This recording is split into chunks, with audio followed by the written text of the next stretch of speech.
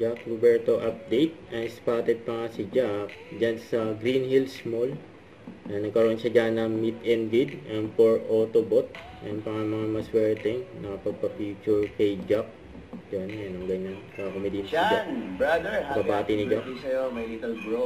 Kabait ka palagi. At sunod ka lagi sa parents mo. I wish you all the best. Sana nag-enjoy ka ngayon. Sana marami kang matanggap na gifts sa tatay mo. And more blessings to come. God bless you. Harap ka mabuti. Yun, At guest din si Jack at Sanya Lopez sa unang hirit. Nandiyan sa resto bar nila ang ginanap. At tinanong din si Jack about Kylie Padilla. Ito yung video. Napalitan pa na ako. Nililink daw kayo kay Kylie. Ano po ba talaga ang real score at handa na po ba kayong umibig ulit? Uy! What a juicy question pa. Parang gusto ko na yatang manligaw, San. Yun, Paalam sa kapatid. yun, Bala ka. Magiging dalawa ni Brilyante. Yun. Sabi niya, ako yung brilyante ng lupa. Joke Ako lang. rin yung brilyante ng hangin. Yun nga, si Kylie kasi sobrang genuine na tao, no?